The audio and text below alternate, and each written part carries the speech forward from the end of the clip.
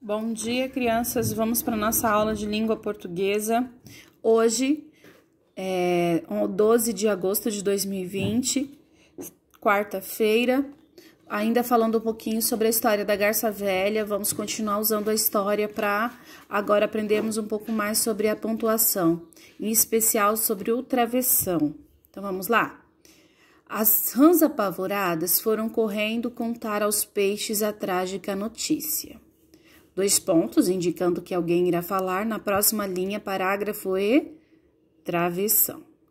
Em uma semana estamos todos mortos. Letra A. Sublinho que as rãs falaram para os peixes. Qual que é a fala das rãs? Qual que é a fala aqui? Olha só. A fala é indicada pelo travessão. Então, esta seria a fala da rã. Vocês vão sublinhar. O que é sublinhar? Passar um traço embaixo, ok? Como você identificou a fala das rãs? Na escrita, o sinal de travessão indica a fala de uma personagem. Ele é chamado de travessão. Então, por isso que nós identificamos, né? Porque onde tem o travessão, está indicando a fala de um personagem. Aí, na número 2, leia as falas e pinte os quadrinhos seguindo a legenda. De azul, as falas de peixes e rãs. De amarelo, a fala da garça. O que faremos para sobreviver? Quem disse isso? Quem estava apavorado pela sobrevivência? Os peixes e as rãs, né? Se eu fosse vocês, me mudava para um poço que tem aqui perto, lugar seguro de águas cristalinas. Quem foi que falou isso? Foi a treiteira da garça, não é mesmo? Então, aqui de amarelo. Mas como iremos até lá se não andamos na terra? Peixes e rãs. Aqui de azul. Circule o sinal de pontuação que indica que os animais fizeram uma pergunta. Qual que é o sinal da pergunta, crianças? É o ponto de interrogação. Então, vocês irão circular o ponto de interrogação, ok? Número 3. Escreva a resposta da garça para a última pergunta dos peixes e rãs.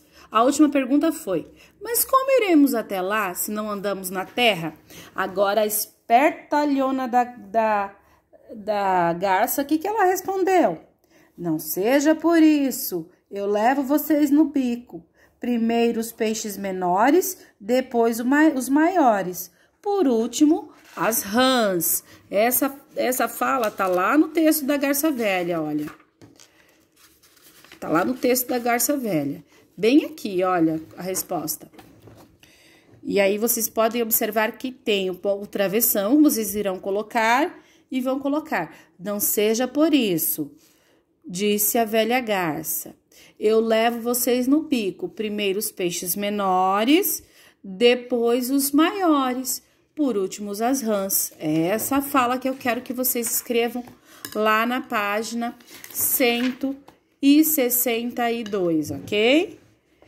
Terminando aqui na página 162, nós vamos para a página 163 da atividade de hoje. Bom, coloque o sinal de pontuação nesta fala da garça de acordo com o texto. O que o sinal indica? É uma pergunta, né? Vocês sabem que o dono desta fazenda vai mandar secar a lagoa? Ele fez uma pergunta, né? Então, eu vou colocar aqui o ponto de interrogação, que é uma pergunta, ok? Se a garça estivesse fazendo uma afirmação, que sinal de pontuação teria sido usado? Se ela afirmasse, teríamos que usar o ponto final. Toda vez que eu afirmo, que eu declaro, faço uma declaração, tanto afirmativa quanto negativa, eu tenho que colocar ponto final. Por exemplo, eu digo, hoje eu vou ao parque. Estou afirmando, ponto final, que é esse pontinho aqui, ó. Ponto final é aquele pontinho, ok? Então, ponto final. Se ela estivesse indicando uma afirmação, se ela estivesse fazendo uma afirmação, era ponto final. Reescreva a fala da garça usando o ponto de exclamação. Crianças, para o ponto de exclamação, para o ponto de interrogação, o que muda só é o quê? O sentimento. No caso aqui, ele faz uma pergunta, ela faz uma pergunta. Se ela colocasse aqui o ponto de exclamação, que é este ponto aqui, ó, ponto de exclamação, o que aconteceria? ela demonstraria o quê? Sentimento, espanto nesse caso, né? Vocês sabem que o dono da fazenda vai secar a lagoa? Daria aquele espanto. E com ponto de interrogação? Vocês sabem que o dono da fazenda vai secar a lagoa? Tá perguntando, né? Então muda a entonação da fala.